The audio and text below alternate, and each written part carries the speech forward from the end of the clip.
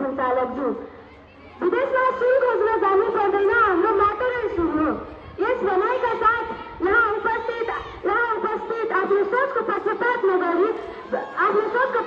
नगरी दुवै पक्ष मूल्याङ्कन गर्नुहुने निर्णायक मण्डल, अतिथि प्रमुख तथा शिक्षक शिक्षिकाज्यूहरू, दाजुभाइ तथा दिदीबहिनीहरू र मेरा प्यारा प्यारा साथीहरू, स्वीकार्नुहोस् म सुमन सुवेदीबाट न्यानो अभिवादन।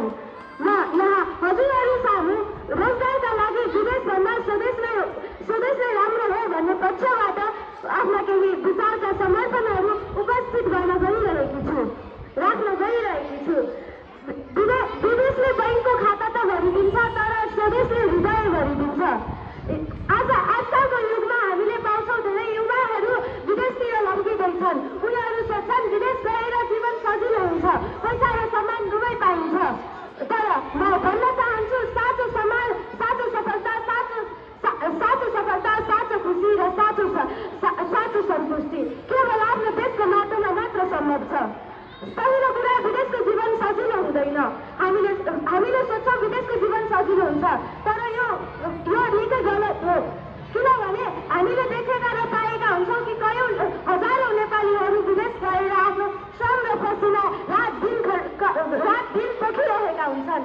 तर एकचोटि कल्पना गर्नुहोस्, टाढा परिवार अपमानको व्यवहार र त्यो ठगाइले भरिएको जीवन, के त्यो नै खुसी हो? के त्यो नै जीवन हो? होइन, त्यो त व्यवस्था हो। दोस्रो कुरा, यदि सबै युवा युवतीहरू विदेश जान्छन् भने देश कसरी चल्छ? देशको मेरुदण्ड भनेको युवा युवतीहरूको शक्ति हो।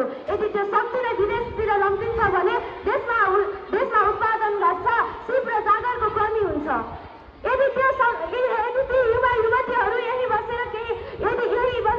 बस्छन् भने केही कार्यहरूमा लगानी गर्थे र साँच्चै नेपालले छुट्टै रूप लिन सक्थ्यो। हामी आफै विकासका आधार बन्न सक्थ्यौँ। तेस्रो कुरा, स्वदेशमा आत्मगौरव हुन्छ। हामी यहाँ आफ्नै परिवारसँग, आफ्नै संस्कृतिसँग र आफ्नै बाटोमा बस्छौँ। विदेशमा हामी अरूको सपना पुरा गर्न जान्छौँ, तर स्वदेशमा हामी आफ्नो देशको सपना पुरा गर्छौँ। चौथो कुरा, हाम्रो नेपालमा पनि आजकल स्वरोजगारीको सृजना हुँदैछ। नेपालमा विभिन्न प्रकारका नयाँ युवा उद्यमीहरू, पर्यटन र प्रविधिमा लगानी गर्नेहरू आजकल बढिरहेका छन्।